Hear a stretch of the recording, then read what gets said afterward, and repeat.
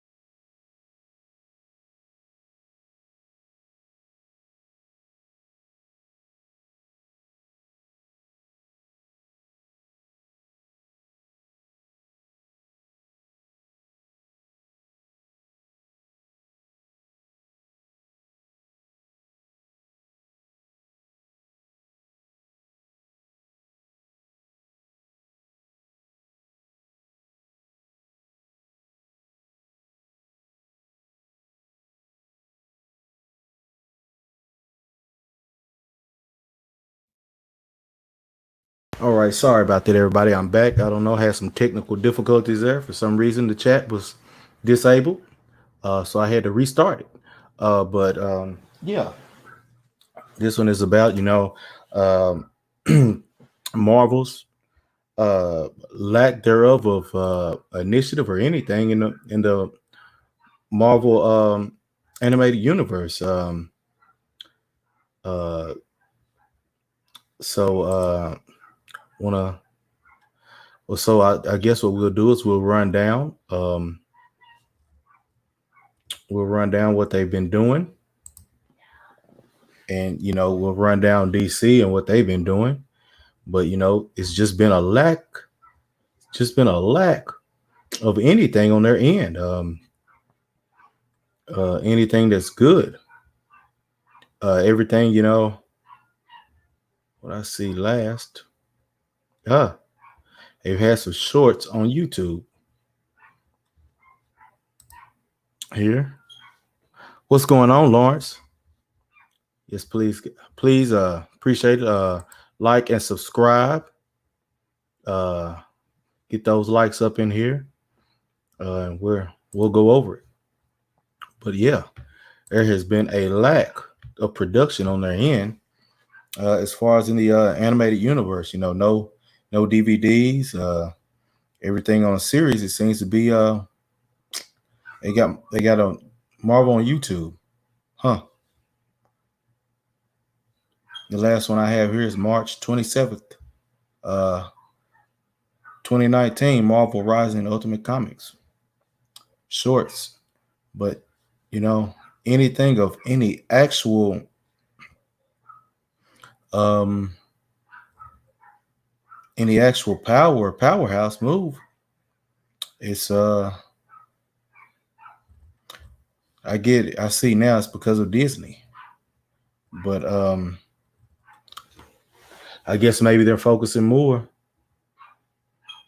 Guess they're focusing more on the underage aspect of it. But DC has just been flooring them when it comes down to it. But you got to drop the link in the chat. Anybody ready? Come on up. Let's talk about what's been going on.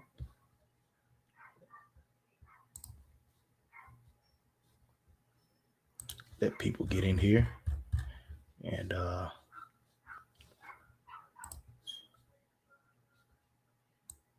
go over here to the DC animated side. And they have definitely. All right. How you doing, Lawrence? I'm good. I'm good. I'm good. Yeah. Good.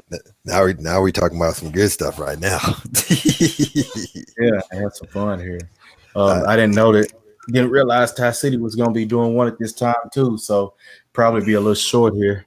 oh, But see, yeah, then I know something's definitely up because he didn't show up in my notifications either. wow, he showed up on my phone, I think. Yeah, he's on. Yeah, I got that one. He's live now, I think. It just happened to be we're going at the same time, but let's do it. Let's talk about it. But yeah, Marvel has been left behind in the dust when it comes to these animated films um, and the animated aspect of comics. I can't think of anything. They've got a few I've seen that it's been a while. As far as on Netflix, I believe the last one I seen was the Loki versus Thor, maybe, and that was a pretty good one. But man, it's been it's been bad. Um, what are your thoughts? Well, my thought. Hold on one second. I'm sorry, I had to adjust my mic. Sorry about You that. good? You good? Well, see, okay, now for me, it goes back further than just the current situation, because I grew up when you had the Superman, Aquaman, Power Hour from the 1960s and stuff like that. Right. But from the very beginning, and it's been stated by Stan Lee for many, many, many years. DC always had the advantage. They always had the advantage. You look at Super Friends, and then you look at the Marvel Superhero Hour, and you can see the difference. Super Friends is actual animation. Marvel would take cut panels out of their comics and then put them up on screen and have the camera move to make it look like, they got animation. Right. Yeah, the company has always been pretty much small potatoes. They really, they talked about wanting to be in it, but they never really gave a full on push. Right. Now DC had a lot of successes that allowed them to get where they're at now. I mean, well, first of all, regardless of the competition, DC still has the most recognized characters in the world. Yes. They've got the most famous characters, the first comic book character ever, and the most famous in Superman. He's not my favorite, but I can't knock him on being the most famous character, comic book character ever. So, well, yeah, I mean, technically they consider him the grandfather of it all. Yes, they do. And it really is. I mean, he's literally started the entire genre by himself, even though there was others that existed before him. He's considered the grandfather because it was done in a way it had never been done before. Exactly. Started in Action Comics. Exactly. Now, realistically speaking, you have Superman, you have Batman, you have Robin, you have Wonder Woman. These characters, in comparison to Marvel characters, first of all, they had more time. I mean, you're talking about them starting, especially DC's big three. Exactly. So these characters, so from 1938, 1939, 1939, 1940, Wonder Woman coming in 1941. I mean, it's literally every year there was a new one. Superman in 38, Batman in 39. Then in a Batman spinoff comic, you got Robin, and then the year after that, in 1941, you got Wonder Woman. Right. So these are characters who have been around. So they got close to 30 to 40 years more time in than anything Marvel is doing right now. Now, with that being said, between merchandising, radio shows, movie serials, DC has been practicing for a long time. Yes, they have. They've had a jump on them. Exactly. So then when it came time for animation, they knew they had an opportunity because realistically, animation didn't really bring them the money. It was the merchandise off the animation. Super Friends lunchboxes, underoos, all the toys and stuff like that. Exactly. But yeah, I'm sorry. Go ahead. I was just saying, I guess it wasn't until here in the past 20 years, maybe 20 to 30 years where they started actually making more off the animation as far as when you get to DVD sales and different things like that, probably. Exactly. Now, if we're going to talk about animation, from the very beginning in the 40s, DC was already cutting edge, because you have to remember when they did the Superman shorts, they went to Max Fleischer Studios. Okay. You see what I'm saying? And Right. and Max Fleischer was the top dog, because if you remember when you were younger, if you look at all those old cartoons, you see Max Fleischer's name, like every Popeye episode, you see Max Fleischer's name show up on there. Oh, You know what I'm saying? wow. Courageous Cat and Minute Mouse. I mean, Max Fleischer was the man, and he used a new style technique and machine called the rotoscope. Okay. You see what I'm saying? So Gotcha. DC's been on the cutting edge since the 40s. Right. So animation to them by the time we're in the time frame we're in now is, second nature to them. All they had to do was what I mean? just pretty much adjust. They just had to adjust for the time and the technology. The time, the technology, and new tastes. You know what I'm saying? And that's because if you notice, everything pretty much stayed the same. There was two particular jumps from Mac Fleischer, and then there was the second jump was when you got the Super Friends on TV. Right. The next jump after that was so significant and was leaps and bounds is when you got to the early 90s with Batman Adventures. Batman and Superman's adventures. Exactly. And I think also too, the success that they had in regular TV, as far as with their regular TV production, with regular actors, I think that really kind of propelled them too. I mean, when you had Adam West portray his portrayal as Batman, I can't think of the guy who portrayed Robin at that time, but Burt Ward. And then when you had George Reeves as Superman on TV, and you had oh gosh, I don't know why I drew a blank, because every time you think of her, she is Wonder Woman. Linda Carter. That's it. Their successes that they had, whereas it paled in comparison. The only success that Marvel had in that era was really Bill Bixby as David Banner, and then the Lou Ferrigno, playing as the Incredible Hulk. That was their bright shining moment. Well, they did have a moment of smaller success. Yes, they did have. They had Spider-Man. Yeah, that was Nicholas Hammond, because a lot of people I couldn't remember who it was, and then they had because Captain America too. Yeah, that was the red brown thing. It didn't go over so well. Yeah, the two most popular were the Spider-Man and the Incredible Hulk. Now with Spider-Man, Nicholas Hammond, who played Peter Parker Spider-Man, a lot of people don't know he was the youngest son in the Sound of Music movie. Wow. He was the smallest boy in that movie. With Julie Andrews. Yeah. Okay. So, but Spider-Man, you had a year or two and maybe one or two movie specials, but the only real success they had really was Bill Bixby playing and Lou Ferrigno with the Incredible Hulk. And then they tried to expand on it, because in the later years you saw they tried to bring in Rex Smith playing Daredevil. You had that other guy who I can't remember trying to play Thor. You know what I'm saying? So got you. But Marvel's always been behind. And the interesting part of it is that, and Stan Lee used to say it a lot too, and a lot of us as fans would say it as well. The technology did not catch up. Oh, I'm so sorry. I sneezed. I'm sorry. Thank you. But you have a situation where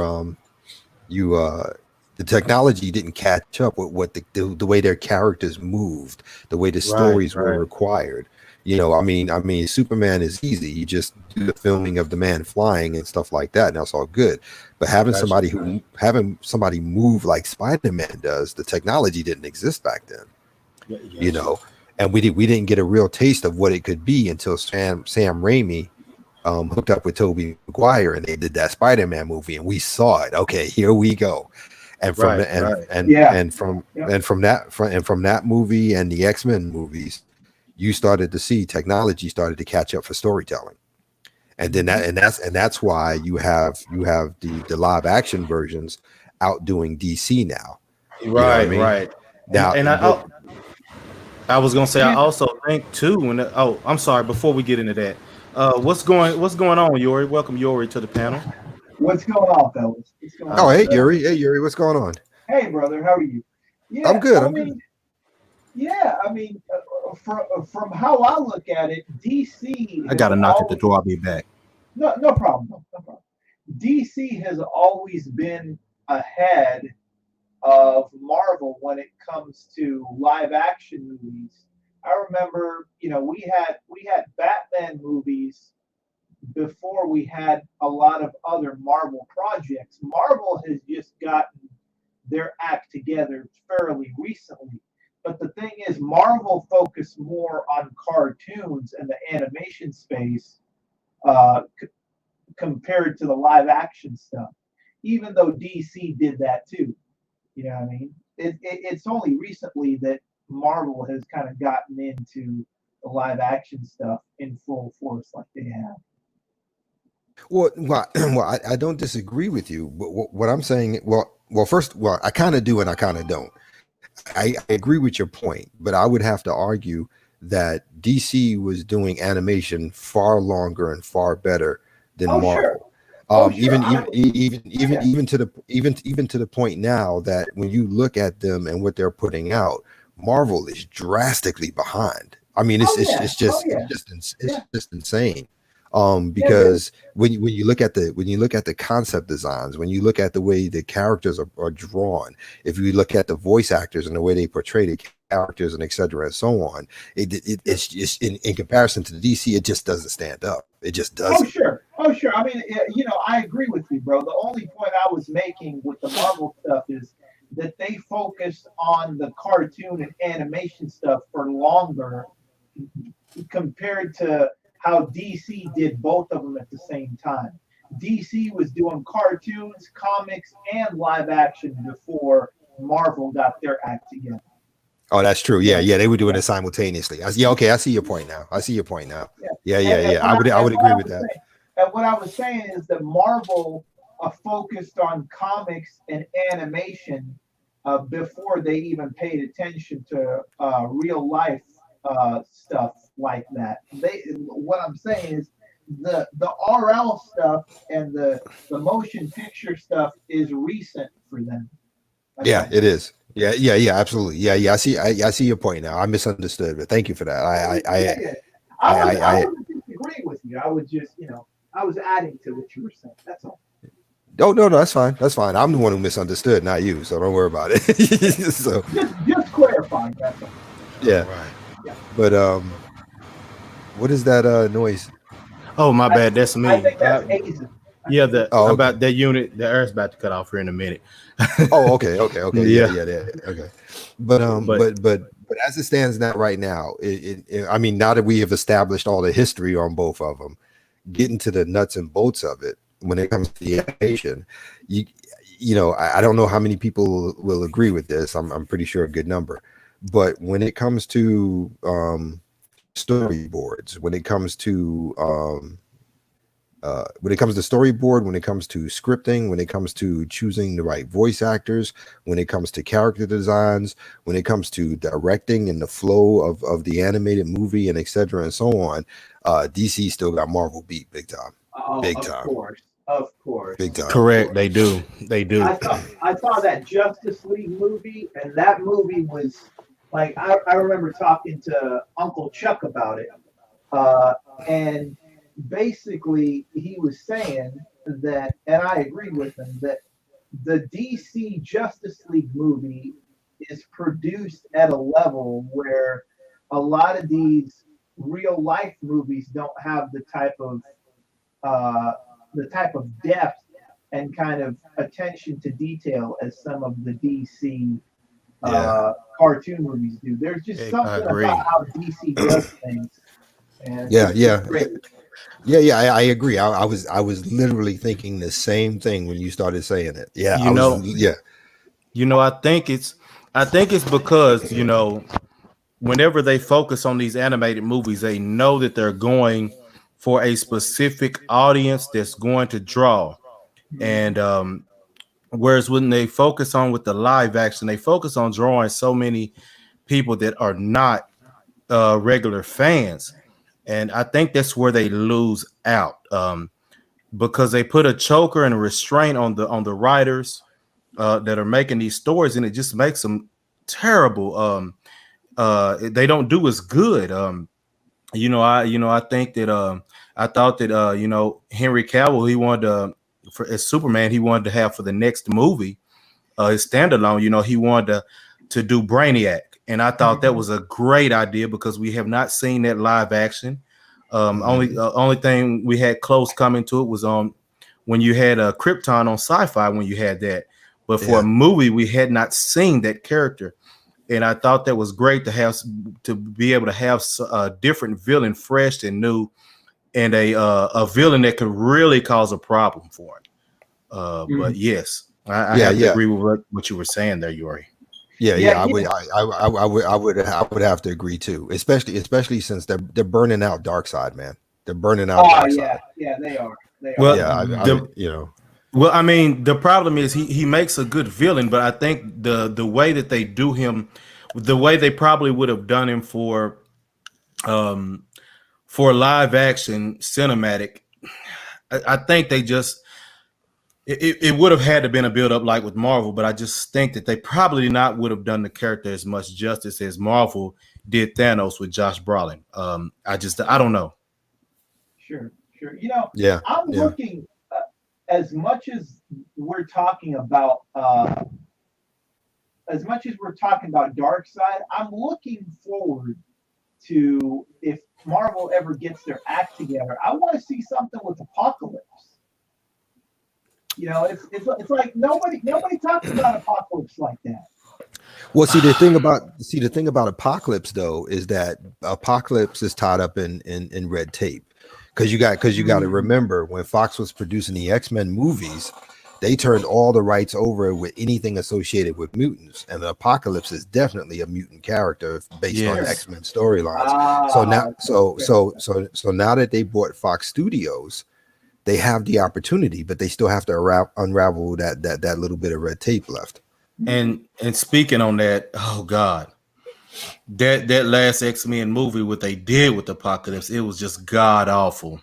They had, to me, up until that point, they had been doing a really good job with those movies when they had they brought in Fassbender as Magneto, and you had McAvoy as Professor X, and the guy that played Beast. I thought he did a wonderful job because Kelsey Grammer.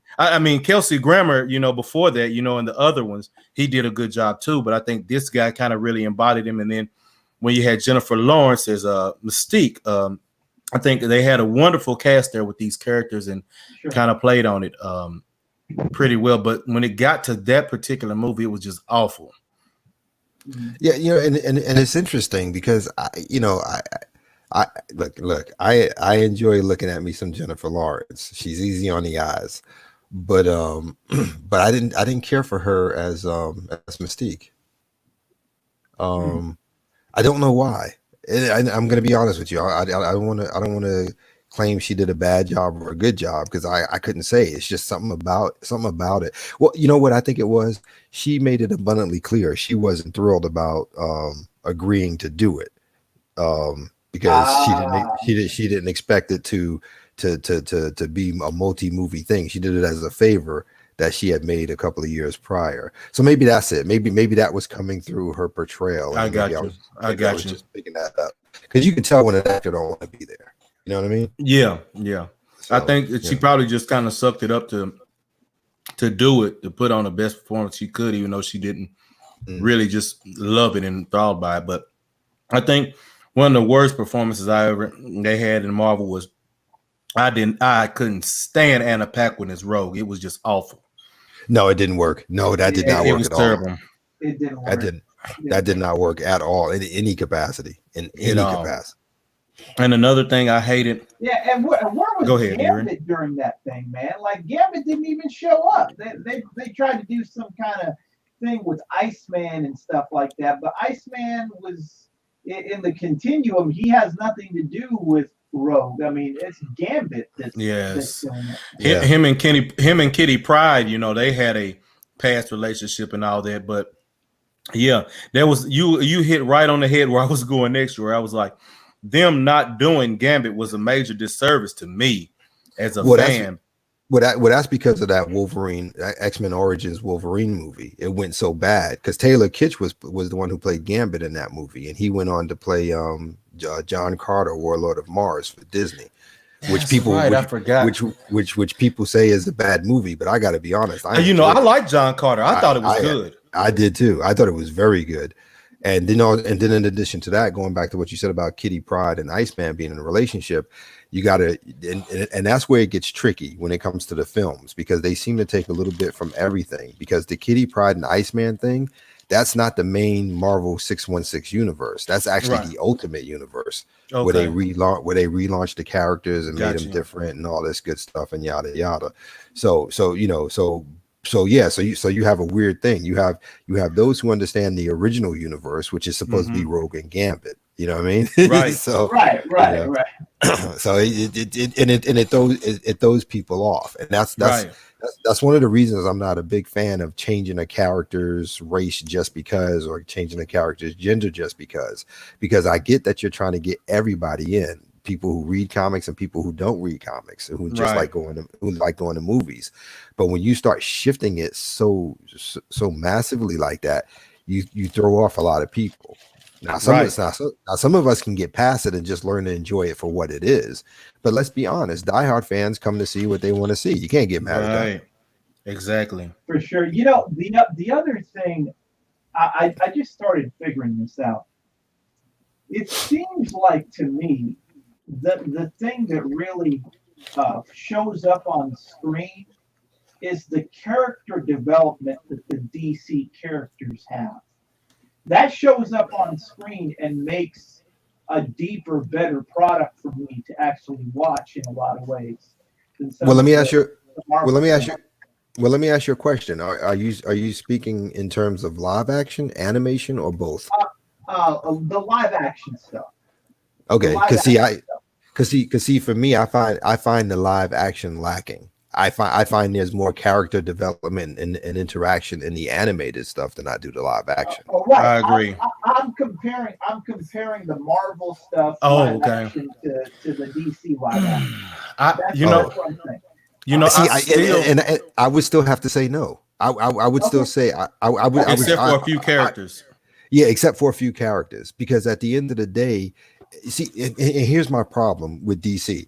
DC took advantage, and I don't mean it in a negative way. Just, they took advantage of the fact that everybody knows their characters, and as such, they don't have to put as much work in to develop characterization or interaction. Where Marvel, you got a lot of these characters that, realistically speaking, outside of Spider-Man, are B and C list characters. Let's be honest. Mm-hmm. People don't know them the way they do Spider-Man. You know what I mean? Sure. They do now because of the success, but they didn't know it like that. So they spend a lot more time developing Tony Stark's personality, Captain America's personality, the Hulk, Spider-Man, Black Widow, etc., and so on. Now, if you look at the difference, Black Widow, realistically speaking, over a variety of movies, got some serious character development for a C-list character. But when you look at Justice League with Wonder Woman, there wasn't really any character there. Also, Nick Fury, that character, they did a lot of development in the Daredevil movie? Well, not just the Daredevil, but I'm talking about them bringing on Samuel L. Jackson, and then them at the building up to Thanos and everything. They would feature him in little parts at the end to try and build this team. And but she did get a lot of time. I would also venture to say, to be honest, that as far as with the Marvel, the characters they brought for this whole cinematic universe, not including the X-Men, that Spider-Man and Hulk would probably be their two most famous, heroes. Because you got to think that long run that Bill Bixby had, on the Incredible Hulk TV show series, that did a lot to propel Marvel, to put them out there on the map, and put that character of the Hulk and Lou Ferrigno on the map. I mean, everybody thinks of, people go back to that. You hear that opening theme music. You hear people use that a lot in different things. It's but yes, I do agree with you, Lawrence, on the simple fact as far as when you talk about the cinematic universe, Marvel had much more character development on a broad scale compared to DC. I think they missed with Flash. I did not feel that Cyborg was right. No offense to the character, but I felt that the timing to bring him in was off. Because that goes back to what I was saying about just throwing in characters of color because you're trying to reach every demographic. Right. But realistically speaking, Cyborg is a Teen Titan. Yes. I mean, from day one he was created back in 1981. He's a Teen Titan, right. and at the end of the day, you did a disservice to your fans because you can't have everybody live 3, 4, 5 years off your Justice League animated universe, knowing full well it's supposed to be Martian Manhunter, and then when the live action come, you want to slap us with Cyborg. It doesn't make any sense. Exactly. It didn't make any sense, you know. And then the other thing, was where was Hawk Girl, and I think this would have been a better time to bring in the John Stewart Green Lantern. I know everybody kind of wants to make the other one get off, but after that whole Parallax, him being Parallax, Hal Jordan in the comic books and that whole deal they had there, I think that kind of put a stain on that character of Green Lantern, just the way that whole thing went down. It was I know people, I've read and seen things where it talked about, that kind of hurt them there. And then John Stewart came, and then that was the Silver Age, and it brought a new appreciation for the Green Lantern. Right. And exactly. Because Jeff Johns came back, and between him and Ethan Van Sciver and Ivan Reyes in the comics, it took them about 10-20 years to get Hal Jordan back to everybody being happy from him back and loving him. So yeah, but again, with the John Stewart thing you brought up, that proves my point again. You got to give people what they know. That's how you bring them in. Because we grew up watching Justice League animation. Justice League and Justice League. So that's what we're gonna pass to our kids. Exactly. So when we take our kids to see a Justice League movie and they see Hal Jordan instead of John Stewart, they're gonna go, "Pops, what's up?" Right. And who's this dude? Which is why, to me, I think they tried to move too fast as well. Oh, absolutely. They didn't have the slow build that Marvel did, and to tease you a little bit to like, oh, they're coming, and they could have had Batman. Even though I thought I would venture to say Ben Affleck has been the best Batman. Maybe not Bruce Wayne, because it give him a chance to really show that, but he was the best Batman to me so far in the cinematic universe. I loved Christian Bale, but I thought Ben Affleck was a little bit better. I thought Christian Bale was my favorite. It was, whenever that whole scene in Batman versus Superman, when he went to go save Martha, and that whole stage fight scene, when it went from stage to stage and he got there, that's the one moment whenever I was like, man, everything he did and how that approach, it was like, no, that's Batman. And yep. I also loved I can't think of his name now, but the portrayal of the dynamic of him and Alfred, the way their banter was, it was different than what you've seen in the animated series and in other cinematic movies. I thought it was a banter that kind of worked. And go ahead. Yeah, well, you're talking about the actor who portrayed Alfred. That was Jeremy Irons. I couldn't remember. Yeah, but the thing about it, the reason why that banter existed that way is because, and that's another thing, they should have released that information to make people understand better. This is an older, more jaded Bruce Wayne. It is, and it's an older, more jaded Alfred. Yes, it is. When we see Christian Bale and Michael Caine, we're seeing him in the beginning. He still has hope. He has all that good stuff. But when we got to the one with Ben Affleck and Jeremy Irons, you're talking about a Batman who has been doing this for 10, 15 years already, if not more. Yeah, exactly. Just like that scene in Justice League when he went to take off his suit and he was in pain.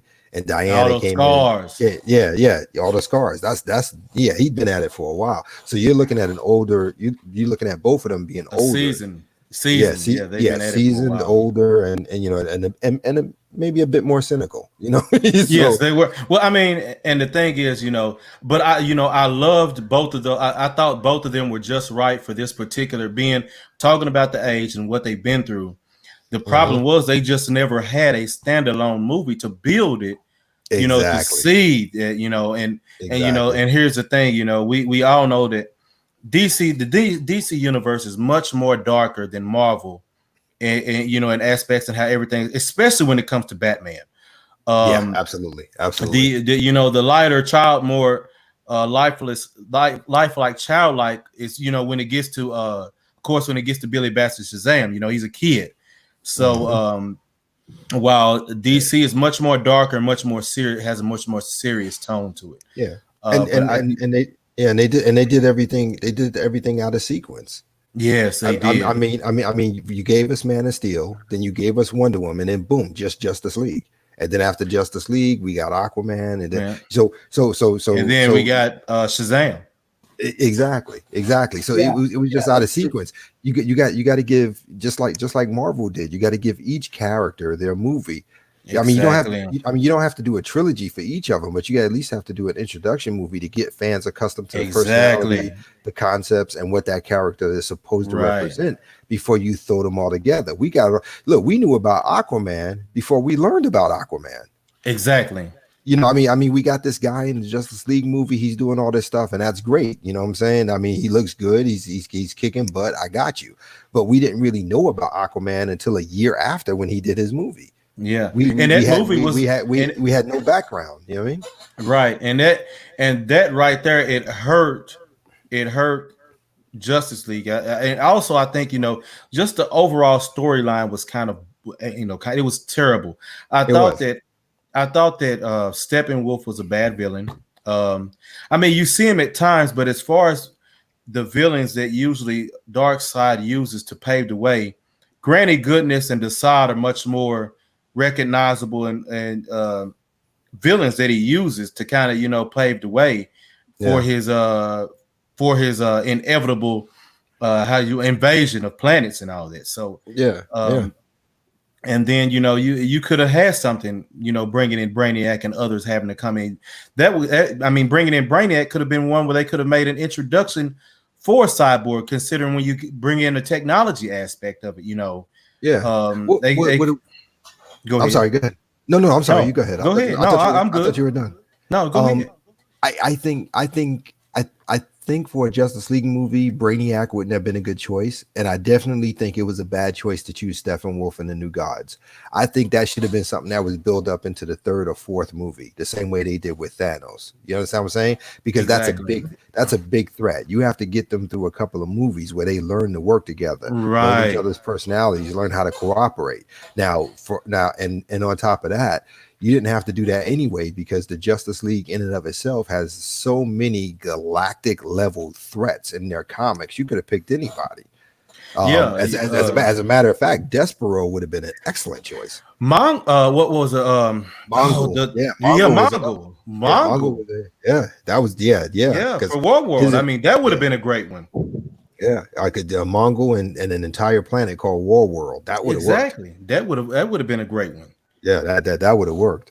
And then you could have, and I mean, I know it's not part of the comics, but if you wanted to carry it over into the movies, you could have made Mongol like a herald to Darkseid coming.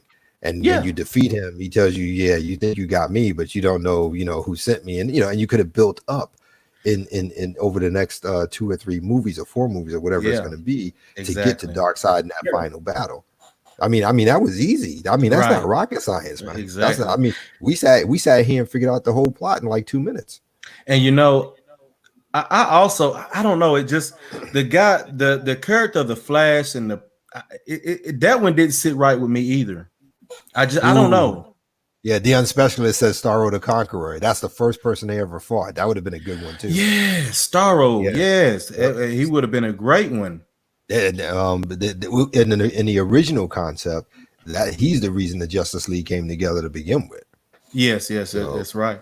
Because he kept absorbing everybody's, well, not absorbing, but he kept he kept advancing. He was getting their powers. He was copying them. I guess I can't remember. That's Amazo, who would also be a good choice. Starro's the starfish who latches on. Oh, that's right. Okay, no, that's right. That's right. I forgot about that. Yeah, that's who Starro is.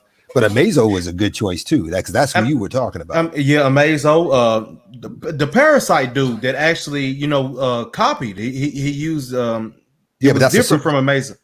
But that's a Superman villain, not a Justice League villain. You're right. You're right. You're right. And that's his name, the Parasite. Yeah, that's right. That's right. I forgot he was strictly a Superman villain. Mm-hmm. But yeah, between Starro, Amazo, Starro, because actually, and this funny part is that you could have used Starro for the first film, which had been like the Avengers Chitauri. Then what you would have did is you would have the second movie the same way they did the Voltron. The second movie for Justice League could have been Amazo. You see what I'm saying? And then the third and fourth movie with Infinity War and Endgame, you could have did the same thing. The first one would have been Mongol, and it would have lead straight into Darkseid. That would have been perfect. The Unspecialist had another good point. Anti-Monitor. You could have done him instead of Darkseid.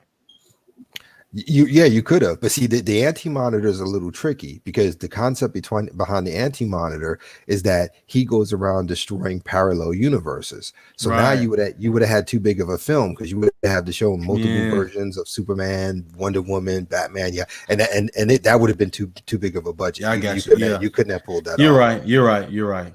But I mean, if the money's there and you want to do it, I'll watch it. Yeah. but it just requires so much, and then you'd have to introduce a whole bunch of other characters besides the Justice League, because the Anti-Monitor story in Crisis on Infinite Earths, it encompassed every hero ever known. And what was the other guy that he was pale white? And he rode that motorcycle through space. Lobo, he would have been a good one.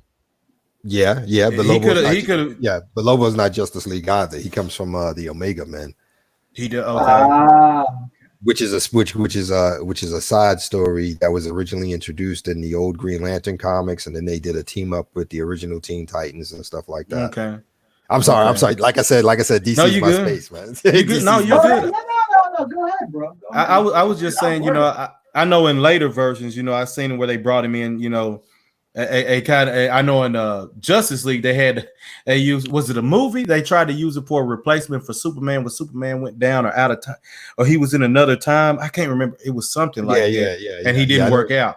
Yeah, you're talking about the animated show. Yeah. Okay, it was an animated show. I couldn't remember if it was a movie but no, I think it went over 2 or 3 episodes is what it was. It was. It was definitely a 2-parter. Superman, they thought he died. They thought Toyman killed him, but he actually got shifted into the future. That's right. And he ended up getting there, and the only person who was still alive was Vandal Savage. That's it. Mm-hmm. And Vandal Savage would have been a good one.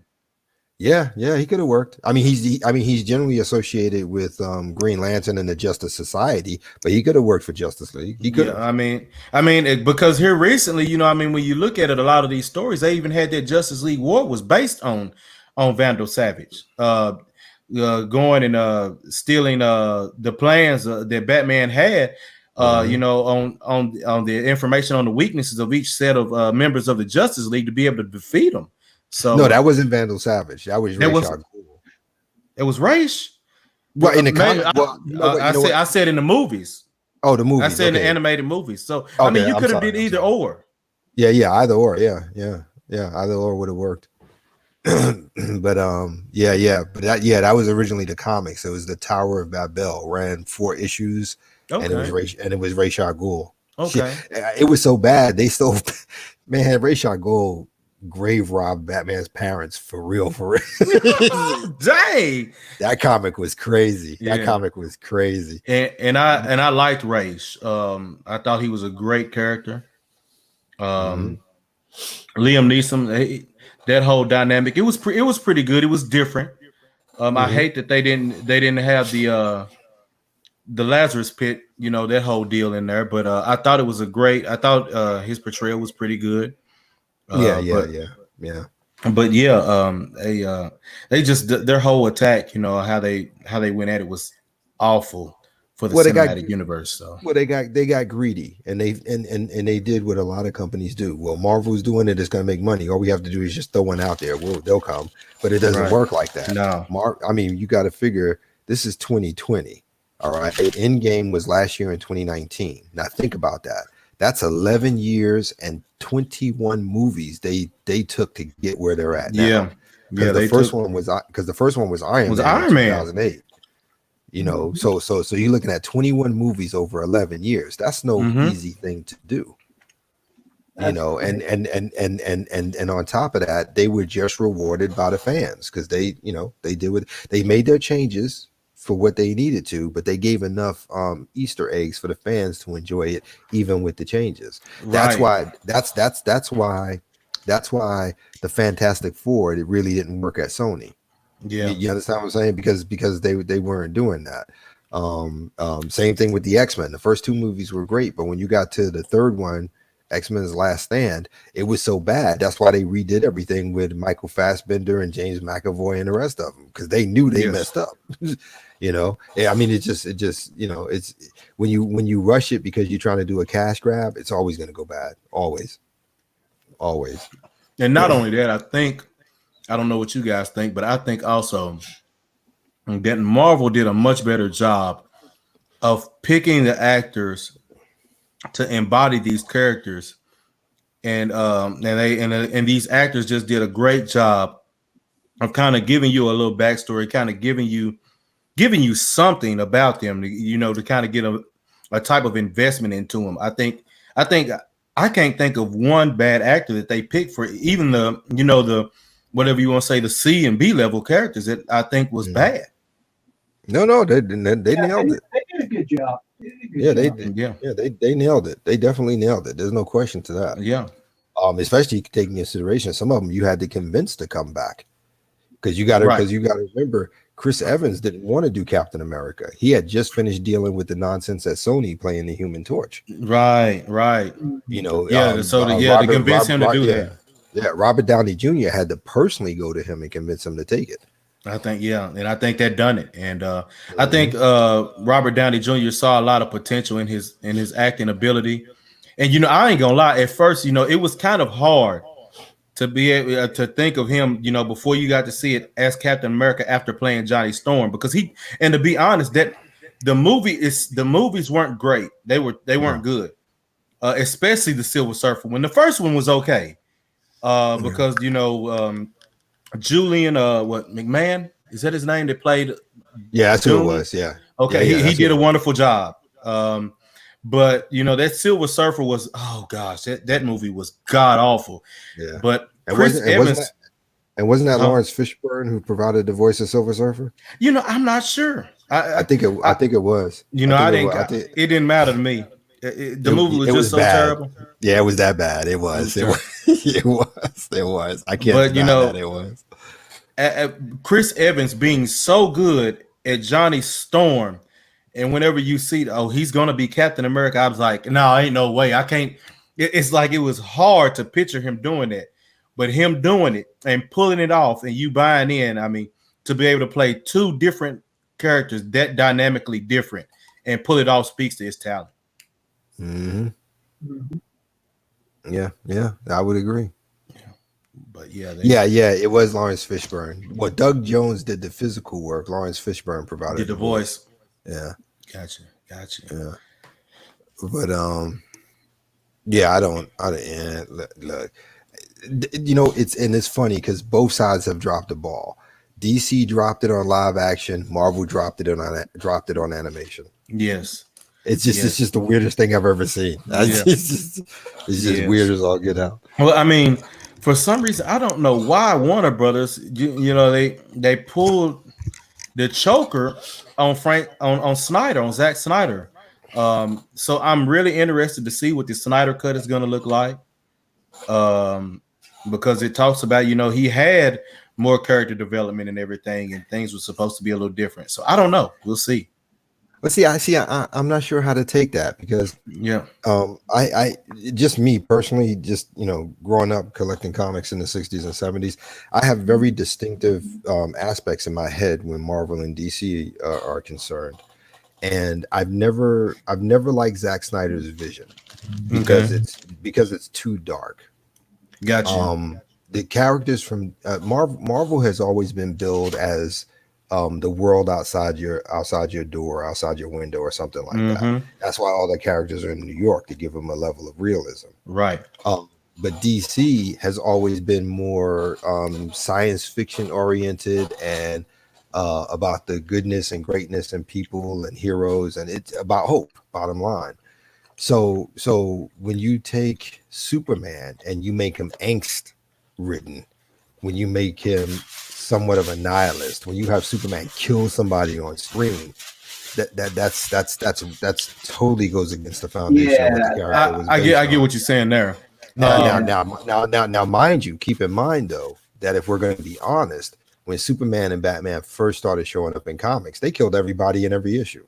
So I got to be honest. Okay, wait, hold on. Yeah. I thought at first the way Batman was created at first was to kind of be a character, a joke off of the comic book deal, or was it was that a little bit later? Wait, say that again. I thought Batman originally in the comics, it was originally pitched to be a kind of a joke, to joke about the comic book idea, So it must have been a little bit later then when that happened.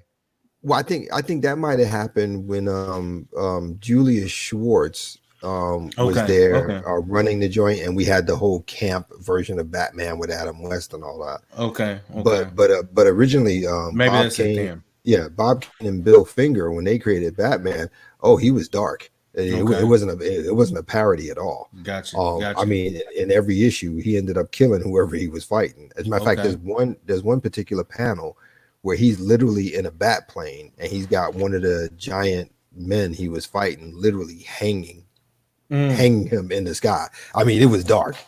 And then in 1940s, that's when they introduced Robin, because they wanted to bring in more young people to get them to feel like they're part of the story by having a character who they can associate with age-wise. And once they introduced Robin, that's when they started lightening up the character and all that good stuff. Yeah. Gotcha. Okay. As a matter of fact, it's a running joke in the comics nowadays that anytime a Robin is not present, Batman goes dark. Yeah. Mm-hmm. Yep. Gotcha. And that's why the movies are the way they are. Mm-hmm. But I think I don't mind dark movies. I don't. But what I do mind is that if Superman, Batman, and Wonder Woman, whether they're dark or light, represent the heroic ideal, then Zack Snyder's versions that he's been doing doesn't live up to that. He's just making them dark, and it's almost like he's trying to make all of them Wolverine. You know what I'm saying? But kind of mentality. But I can say this, in that Man of Steel, I think I didn't like the aspect of him killing either, but I do get they wanted to take a different road in the simple fact of how to try and explain how an individual with this much power, how the weight of his decisions and how it affects them mentally and emotionally. Because I mean, when you look at that whole pivotal scene where he had to choose between, killing, I don't know what, Zod, and then letting him, burn those people, and just that choice, and the weight of it, killing off, to essentially become the last Kryptonian that he knows, killing off a lifeline to his true heritage. I think that whole moment was so powerful. It was so powerful. And welcome, our specialist. Hey, specialist, what's going on, man? Hey, what's up, everybody? Yeah. What's up? But to counter your argument, here's what I'm thinking. Everything you said, I agree with, specifically and only from a cinematic point of view. Gotcha. I would say everything you said from a cinematic point of view, I would say you nailed it. My problem, however, is that we have to step away from a moment from the cinematic view and look at the character development. because the character of Superman, the entire purpose and concept of him is he's a character who's supposed to represent truth, justice, hope, no killing, etc., and so on. So yeah, it makes for a great cinematic moment, sure, but it takes away from the foundation of the character himself. Right. I see what you're saying. You know what I'm saying? Yeah, I see what you're saying. Yeah, so and that's where my disagreement is. Cinematically, it's a great shot. I mean, it builds up tension. There's a protagonist and antagonist. You know, the end is shocking, and that's great. You know, but as far as it goes for the character itself, you damage the character with that, because everybody knows Superman always finds a way. You can say whatever you want, because that's what a lot of people, when I have conversations, well, I don't like Superman because he's got so many powers, you know, nobody can beat him, yada yada. But you're missing the point. The point is not about Superman having all those powers. The point is about Superman being someone from another world who has all those powers and still yet believes in the greatness of us as regular people.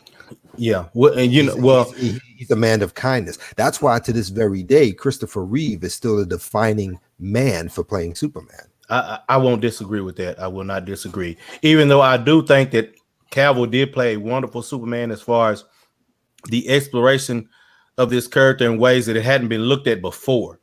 That's true. That's true. I would agree with that. And if he had made another one, and where his whole thing was, you know, that moment right there was his decision to not kill, then I think that would have made it more.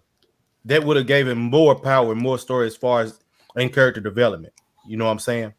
Yeah. But I agree with you there. And I just think I don't know. They dropped the ball as far as on character development. I think that's the big thing. Yeah. And as well as choosing characters for character placement for movies as well. Yeah, and I got to be honest with you. Look, we've seen Iron Man kill people, Wolverine kill people, yada yada yada. But let's be honest about something. At the end of the day, out of all the comic characters you can ever pick over any company, that's the last one you expect to see. That there's something inside of you that breaks a little bit when you see that. Yeah, because of all the characters, he's the one person you can always count on to do the right thing. He's the one person who will always find a way. He's the one that's supposed to show restraint. Exactly. He's essentially the comic book Jesus, you know, and that's not me trying to be funny, but as far as ideals and what you would think Jesus to be and what you taught, he would essentially be that. Yeah, you know, except he's fighting with the cape and everything on, you know. Yeah, and actually, to be honest, it's not Jesus, it's Moses, because Jerry Siegel and Joe Shuster said point blank that they based the concept on it from the stories of Moses. That's the whole concept. Oh, really? I did not know that. Wow. Well, that's amazing. In interviews back in the 70s, they made that abundantly clear. Oh well, that's before my time. So and when you start looking at what they're saying, and then you start doing the analogy and everything, you'll start to see it. You know, okay. Moses in a basket down the river, Superman in a spaceship through space. Hey, you know what? Now that you mentioned that, it makes perfect sense whenever they made that Kingdom Come novel, and exactly. He's building, and he's, you know, he's he's lost his powers, or something's happened, you know, where his powers got weak, and he's got I know what it was. He just didn't use his heat ray, his X-ray vision, his heat ray vision to save, and that beard and that whole scene with him. I guess he was rebuilding a barn or something like that. And it kind of makes you think about Noah and the Ark. Now that you mentioned that, but go ahead. Because what it was is that I don't know what version you're talking from. But that graphic novel. Okay, great. Because with the graphic novel is and this proves my point about the whole thing about Superman and killing. The whole concept is that he went into hiding, and during the time he went into hiding, everybody else started to leave as well. Right. Okay. And then you got younger heroes who came out who didn't have any moral compass, no older generation to teach them the proper way to do things. Exactly. But what had happened that made him leave was that the Joker had actually made it to Metropolis, and he actually pulled off a stunt in which he killed everybody in the Daily Planet. Perry White, Jimmy Olsen, and Superman's wife Lois Lane. And everybody couldn't understand why Superman didn't kill him. They thought he should have. He just killed your wife. He just killed your best friend, et cetera, and so on. And he wouldn't do it. And then another character, one of the new young ones called Magog, came in and just walked right up in a press conference, pulled out his staff, and blew Joker's chest out. And then everybody decided, yeah, that's the kind of hero we want. And Superman was like, I can't be that person. And he left and he went into hiding. Because one of the things is that Magog had chased after another hero called the Parasite. No, he was chasing after the Parasite. And the Parasite was so panicked, he sliced open Captain Adam's suit. And Captain Adam is made of pure radiation. He blew up it was a nuclear bomb that blew up literally in Kansas, where Superman is from. So when you saw him building that ark, that was him trying to rebuild Kansas and get all the radiation out. But I'm sorry, I didn't mean to go on a rant on that. But the point I'm making is that story right there proves exactly what I'm saying. Superman is not the type of character that's going to kill people. It goes against the very grain of his existence, especially when you look at it from a place of loss. You're looking at a man who lost an entire civilization and planet of his own people. You're looking at a man who lost his adopted parents. Superman is all about loss. His idea of that loss would never allow him to callously kill someone else, because he understands the importance of life, considering he's lost so much of it that should have been his. That's how I see it. I agree. Specialist, I see. What do you got to bring? I really don't have much. I mean, I was listening on the conversation. I'm actually, all I was gonna do was do an impression of Bane, just to bring some lightheartedness to the discussion. But oh, you good? Hey, good. Let me have it, man. I want to hear it. Gotham City, this is your reckoning. The darkness. You merely embraced it. I was born in it, molded by it. Yeah, that's it. Yeah.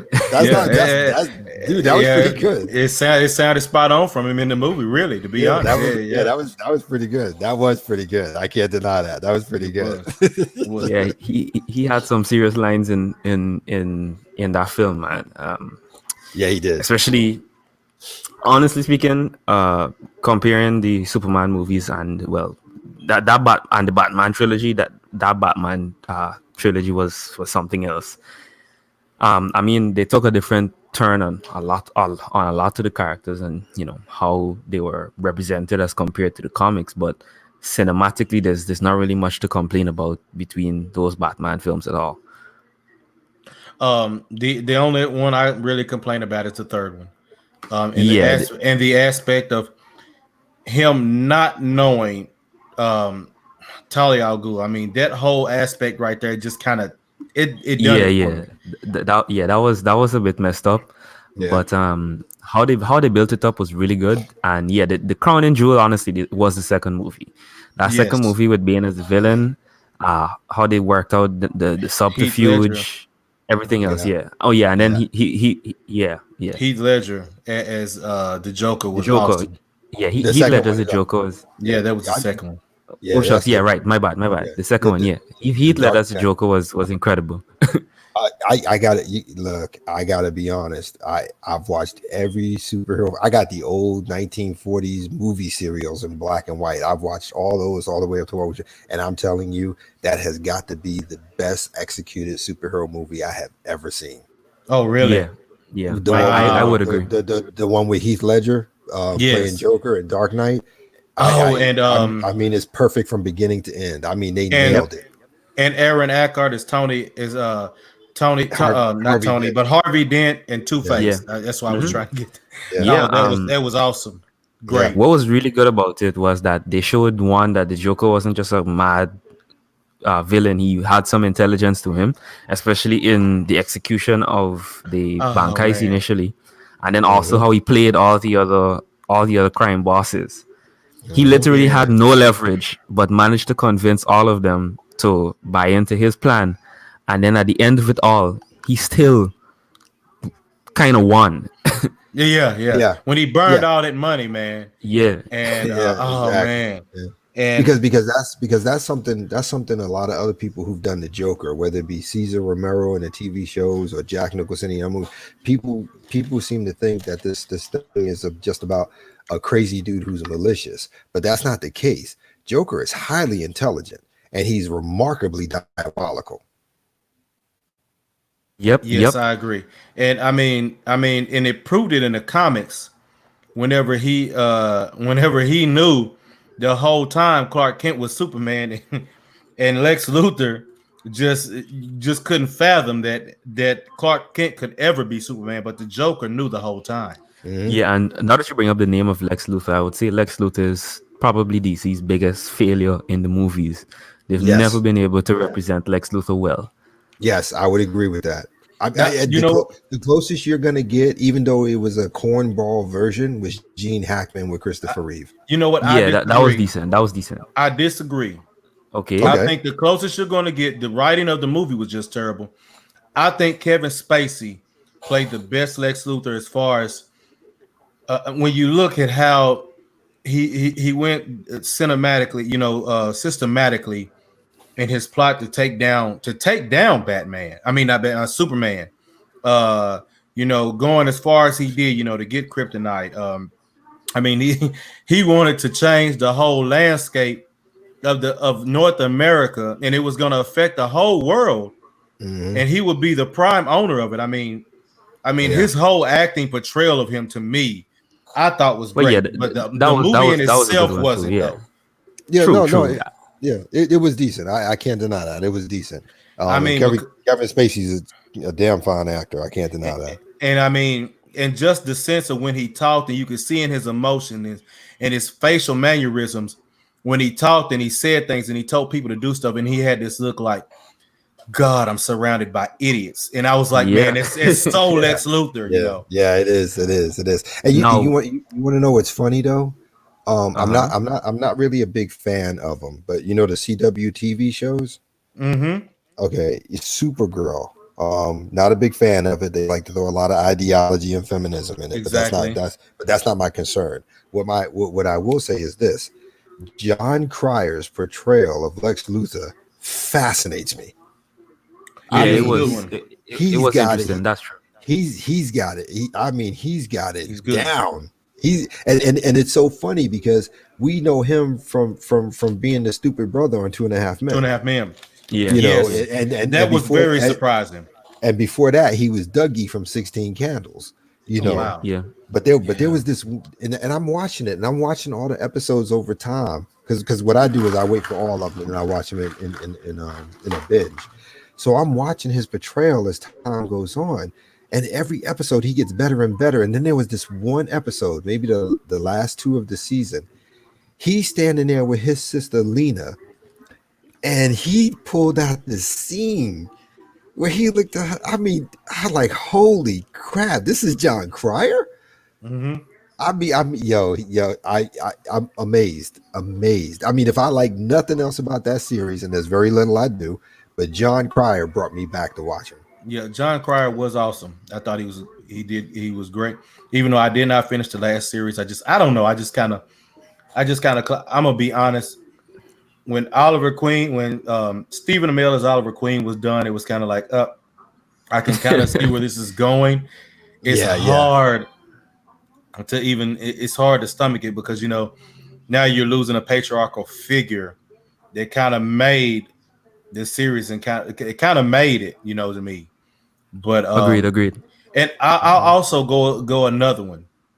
John Cryer was good, but I can't help. Every time I think of the character, I always go back to Michael Rosenbaum on Smallville as Lex Luthor. I thought his portrayal at a different time. I know, in the comics, they didn't exist. That dynamic at that time didn't exist. But I thought it was wonderfully played and scripted and acted. Well, actually, in the original universe, they did know each other as kids. They lived in the same town, everything. Well, wow. See, I thought he was quite a bit older than Clark was. So it kind of, I don't know.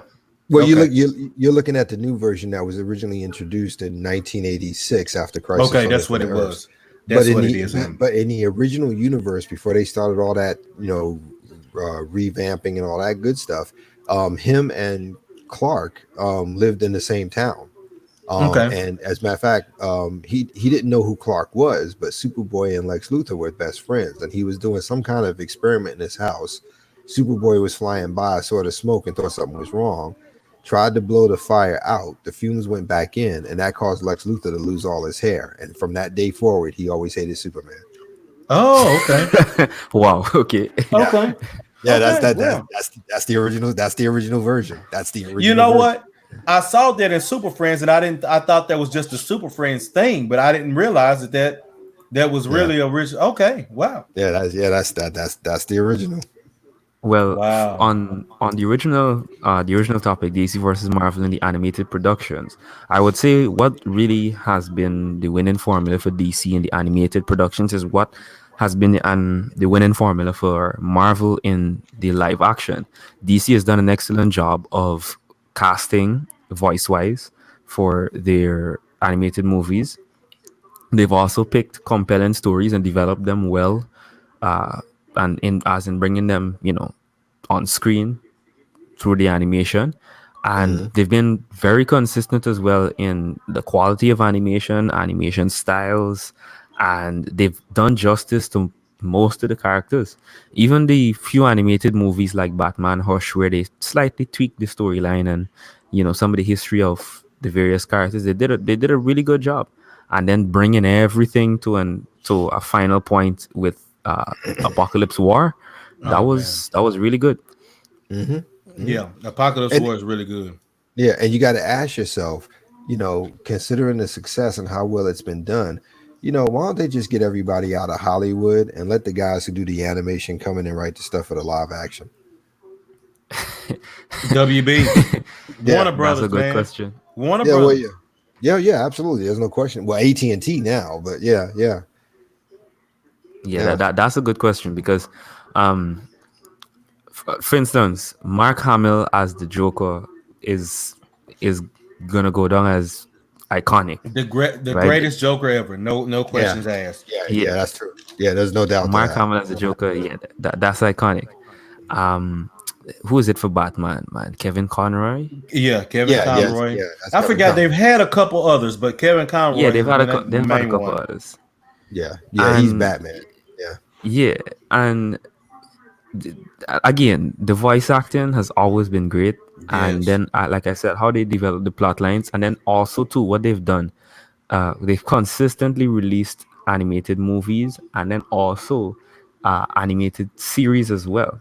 Now, for me, I'm a bit younger, so for me it would have started with Batman Beyond, Batman the animated series.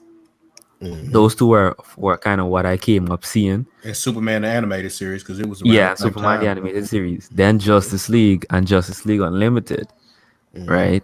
And then that flowed into Young Justice.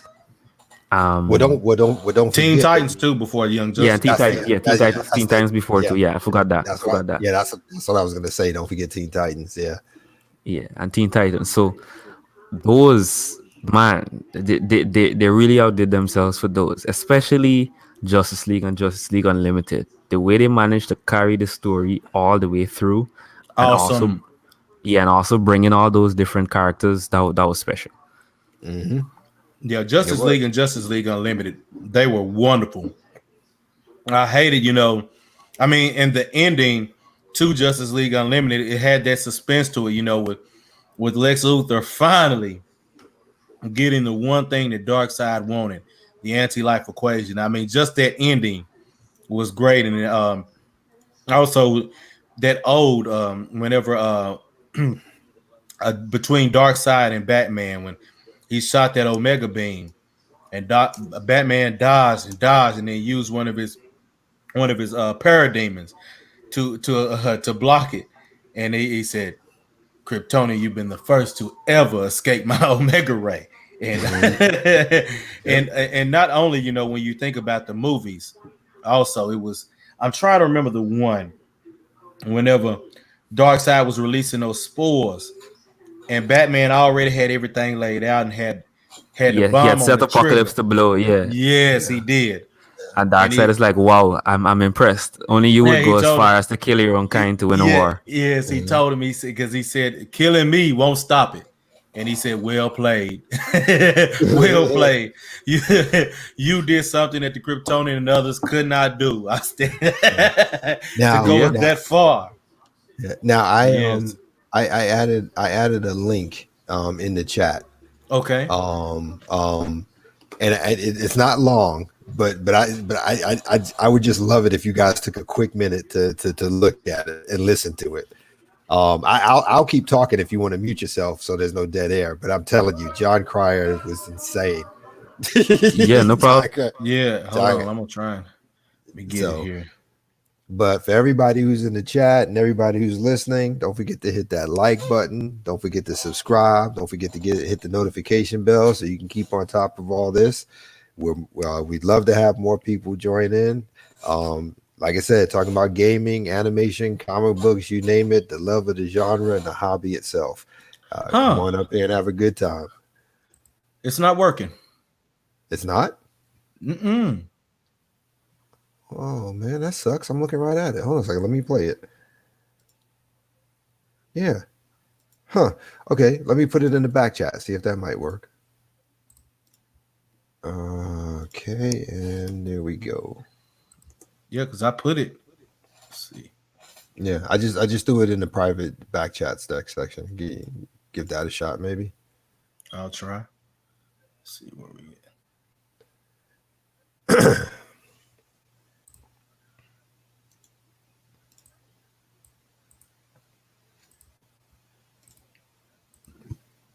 Let's see. Yeah, it's working for me. I don't know what's up. Okay, now it is. Okay, but yeah, just go ahead and mute it and listen to him and watch that performance, man. I'm telling you, Krillin, yo, he need to be in the movie. I'm saying. But anyway, while Azen and Unspecialist is listening to that, like I said, come on in, man, subscribe, get that notification, hit the like, always open to have everybody come in and just have some fun talking about stuff we grew up with and the hobbies and stuff we love. Like I said, animation, gaming, comics, what I'm saying, live action film, whatever have you may, what I'm saying, it's a good place to be. And it's fun to be had, and then that's always a good thing. I always stay fascinated at how they change a lot of the movie cinematic stuff from the comic aspect, and I do understand why they do it because there's two perspectives to take. On the one hand, you want to give fan service to the fans. You want to make sure they come in and enjoy it and see what they've watched in comics forever and see a live version. But at the same time, you have to create something that's a little more palatable for people who don't read comics and who don't have that knowledge of history and all those characters and stories, like the average fan does. I'm back. Okay, who?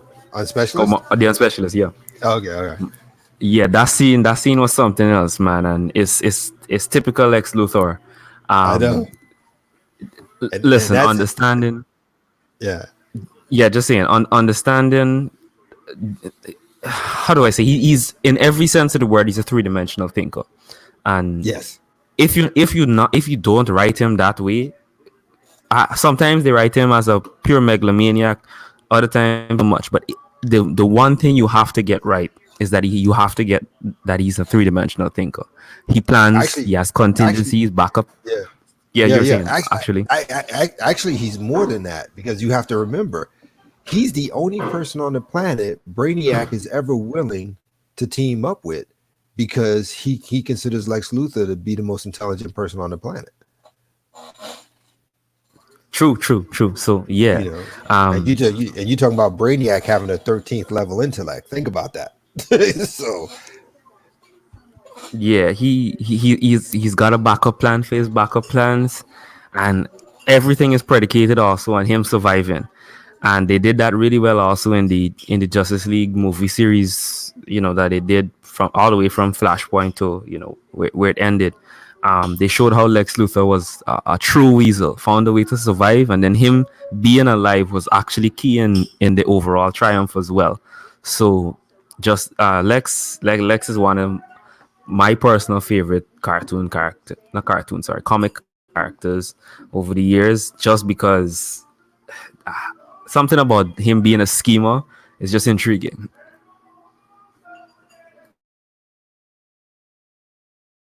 Yeah. I would agree with that. Absolutely. All right, I'm back, fellas. Yeah, that that was great. That was a great scene there, great acting by John Cryer, and oh man, that's Like I very said, that's powerful. like I said, that's the last person you would expect that from. Right, and that goes back into what I was saying about after seeing Chris Evans is playing the Human Torch, and then expecting the acting that you would get from him as as Captain America. Before it actually happened, I was like, man, ain't no way it's gonna be right. Mm-hmm. And when it happened, it was like it fit. It was wonderful. Yeah. Yep. Especially in Civil War, his acting in Oh Civil my War gosh. was great. Yes, with the guy playing Bucky Barnes, that whole that whole, oh man, it was awesome. And you nailed it when you reach a point where you look at all those characters, Iron Man, Black Widow, Hawkeye, yada. You can't see anybody else play them but those people. Exactly. And I mean, I forgot who it was that stated, for Marvel. Was it Stan Lee that said that whenever they made the Black Nick Fury, that was based, it was all around Samuel L. Jackson. So him playing him. Yeah, because and that's what I was saying about how they bleed two different universes, because that Nick Fury is from an alternate universe. He's not from the main universe. Right. And somebody had told Sam Jackson that they were using his likeness. I think it was either Mark Millar who was writing it or Brian Michael Bendis. One of the two of them created that character. Okay. And they told him point blank to base it on Sam. And somebody told Sam, and Sam was like, okay, well, I'll tell you what. I ain't got no issue with it, but whatever you make a movie, if you do, I'm the one. And right. Sure enough. So, yeah. My favorite line from him is, "You got to keep both eyes open." Yeah, exactly. All right. So, but yeah, it like I said, it's good stuff. It's absolutely good stuff. Yeah. What's good, Jess? What's good, Yori? Y'all, man, come on up. Yori, come back up. Y'all continue. Yeah, I was saying the only movie where they didn't do Nick Fury justice was the Captain Marvel movie. Throughout the movie, he was just like a sidecar guy, a buffoon. You weren't seeing any of his tactical abilities, and that was supposed to be a younger Nick Fury who was sharper and more willing to fight as well than the present Nick Fury. So yeah, they really didn't do him justice in that movie. That was the whole feminism aspect. It was, and the fact that he lost his eye because of a cat. Come on, man. Yeah, just terrible. Come on, I mean, that terrible was writing. That was just hard. It was terrible writing, terrible execution, terrible concept. Yes. Like I said, when you start diminishing the original aspect of the characters, that's the end result you get. Yeah, it is. Yuri said his favorite characters are the powerhouses like Apocalypse. Yeah, I see that. Yeah. So, all right. So you like big galactic stories then? Yeah. And my favorite, when it comes to Marvel, my favorite was Magneto. Then my second favorite was Gambit. But okay. Yeah, it's just I thought the whole backstory and the character of Magneto was awesome. To me, he really wasn't a villain. He did everything he could to try and get away from humanity. And no matter where he went, I mean, he got the Isle of Genosha. They sent the Sentinels there. My man even went into outer space to create Asteroid M, and they came there. It's like, golly, I mean, what more can the man do? Yeah. But it's insane. It's insane. For me, it's a tie between Magneto and Doctor Doom. Doom was a good one. He was a Yeah. good one. I do have to agree. So who are yours on specialists? That's especially in the Marvel side. I haven't really put that much thought into it, Right. but I would say I definitely highly rate Doctor Doom. I- that again is a tough one, but yeah, Doctor Doom for sure. Again, just another genius level tactician, somebody who, despite the circumstances, finds a way to gain the upper hand, and then once he has the upper hand, is completely merciless with his foes.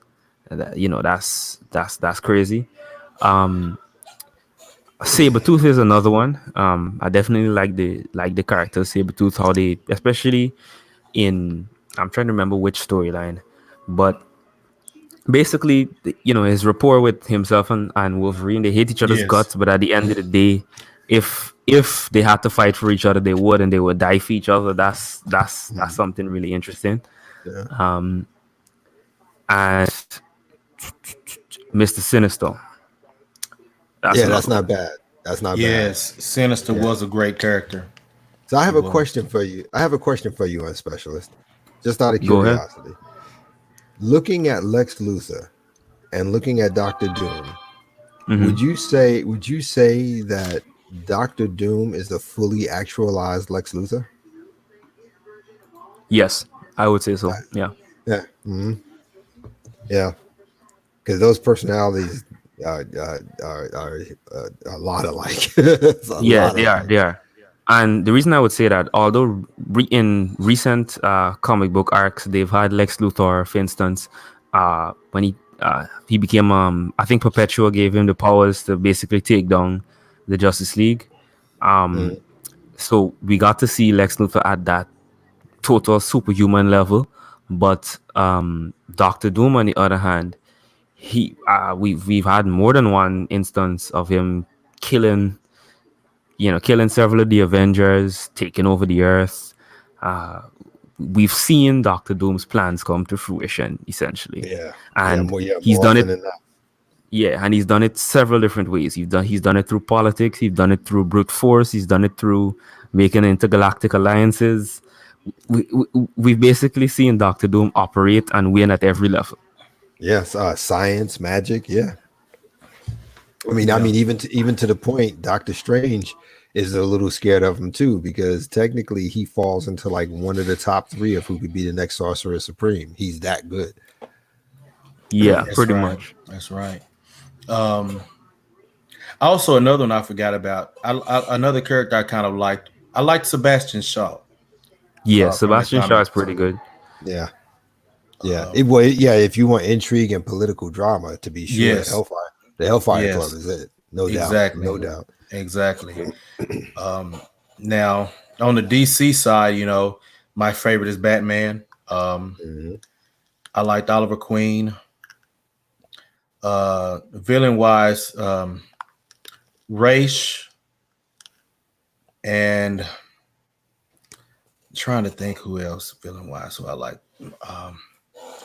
Gosh, I have to go to the Joker. You know, it's just the maniacal brilliance that he showed, especially it's just I don't know, he's just on another level. For me, on the villain side, DC, I have to put Talia al Ghul at number one. Believe it or not, Yeah, I because get that one. I get it. because again, I just like it when a character is able to scheme, plan into the future, and use Yes. everything they have at their disposal to get to where they want. The only thing that failed for her in the end was she overestimated her importance to Bruce. Exactly. And yeah, and that kind of was her downfall. But outside of that, downright everything she did was wow. Yeah. That's all I can say. But outside of her, other villains I would put up there.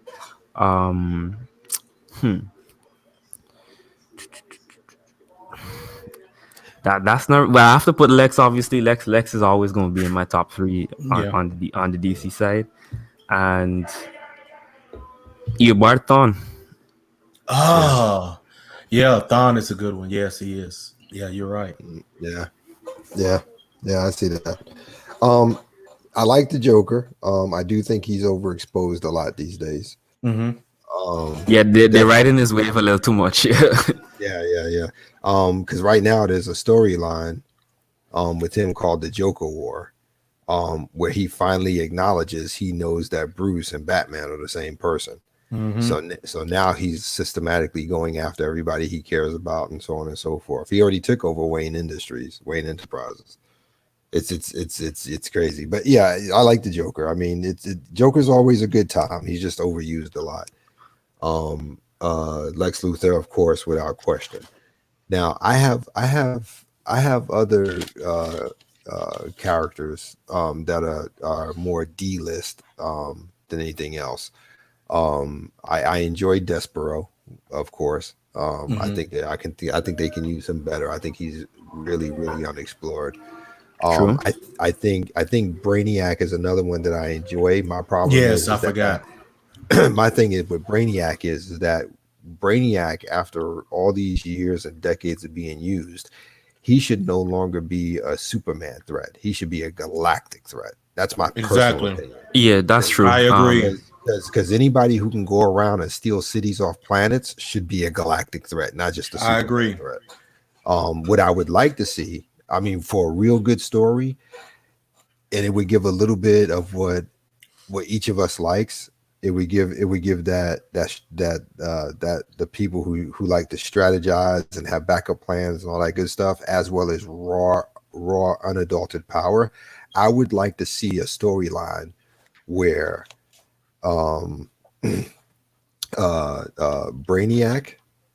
Despero, and Mongol team up and decide they're going to take the universe. I would love to see that. Because if you think about the way the characters are, right?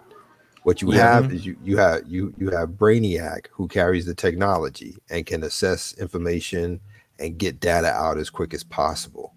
Then you have Despero, who is a tactician, but he works as ground troop level, who goes in and invade. And then you have Mongol, who controls War World, where at the end of the day, he's the full-on strategist. I mean, I'd love to see that. And not only that, he's a powerhouse combined with all that. Well, all of them are actually. Yeah. But I mean, as far as strength-wise, when you looked at Justice League Unlimited, it's Mongol. Batman knew, like, look, we are not finna beat this dude without Superman. Mm-hmm.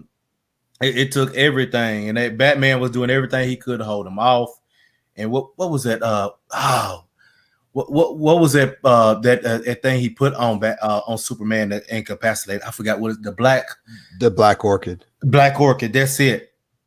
And that whole aspect, I mean, they could have used that in a cinematic universe on Superman to play with his mind. And I know it was one of the movies. It was one of the animated movies where they used that with Bruce. Well, I know it was in the animated TV show. I know that. I'm trying to remember where it was in the movie. It was in one of the later. Gosh, it was one of these Batman movies, I think, or was it Justice League? Oh my gosh, I remember. I'm remembering Justice League. I'm remembering later because gosh, I can't remember who done it, and he I don't know if it was a Justice League movie or not, but I thought it was a Batman. It may have been Justice League, but they done it to him, and because he kept reliving it as if his dad did not die that day after the theater. They went to that. Yeah, okay, I know. Yeah, I know what you're talking about. It was a movie. I just can't remember which one of them, but because all three of them got tagged and they were reliving certain things. Right? Yes. Yeah. Okay. Yeah. But and it made me think. I can't. It was, who else was it? I was thinking. their ability, you know, as far as plotting. You know, Bane is another good villain. I know he doesn't always get the rap, you know, the good rap, but I mean when you take that whole storyline where he went in to wear down Batman, knowing that Bruce was the Batman the whole time and wearing him down and being the only one to actually break him. That was a wonderful storyline and showing his tactician his tactics and how he plotted to bring him down. Yeah, Bane is a character whose intelligence is often underestimated. Underrated, yes. Yeah, and underrated too. Yeah, because especially in many of the comics, you see Bane utilize his brain, you know, to prevail. However, what happens is that, especially in a lot in the movies, he's been used as like kind of like comic relief and very easy to beat. So you never really got to see him at his full potential. But someone they've executed pretty well in the animated movie series as well is Deathstroke. They've executed Deathstroke really well. Yes, Yeah, Deathstroke has been a good one. Yeah. I would have to agree with that. I would definitely have to agree with that. Far better than I thought they would. Yes. That's all interesting. right. Yeah, that's it. Got about 3 minutes till Zero goes live here. I'm gonna shut it down. Okay. Yeah, we've had a good one. It's been a little over an hour and a half. Yeah, this has been a good conversation, man. It has. It has been great. Yeah. I enjoyed it. Always, Anybody, y'all always. got any closing thoughts? On Specialist? Well, for me, all I'm gonna say is, and this is just gonna relate to the original topic. The reason DC has blown Marvel out to the water in the animated productions has just been quality and consistency, and they've also paid attention to detail in terms of delivering stories that reflect on the human condition. Even though they've had stories and movies and so on that explored galactic level threats throughout all those series and animated movies, they've done a really good job of just putting a spotlight on the human condition and how it plays into the interactions between the heroes as well as the villains, and just seeing how even when you overmatched, utilizing your tactical ability and your intelligence is one way to win. And then the one thing, and this is the last thing I'm going to say, and this is what I really like about all of DC's productions, is that there's no such thing as a free win. If you look at all those movies, especially the Justice League movies, there was never a movie where the Justice League got out without having to give up something. Yeah. Yes, Yeah. I agree. Yeah, you're right there. That was a great point. Great point. Yeah. So that means that made those victories, they were costly victories. So Yeah. I can't deny that. That was excellent. That was excellent. That nailed it. Yeah. Lawrence, your closing thoughts? Well, I'm gonna change my standard of men first for this stream by just saying DC rules. That's all I'm saying. DC rules, man. I'm sorry. I'm a DC Nation man all day, every day. Yeah. For me, it depends on, characters. Like I said, my favorite, of course, Batman and Green Lantern and those villains that I named. I don't know. I Marvel is what I started out on, the X-Men, and it's hard for me to pull away from that. But I just want to thank y'all for coming out. Don't forget to like, share, subscribe. I've got the Cash App run across the bottom too. $ Tip Eisensama, thank y'all for coming. Don't forget to like the video. Thank y'all. Yeah, man, no problem. Peace.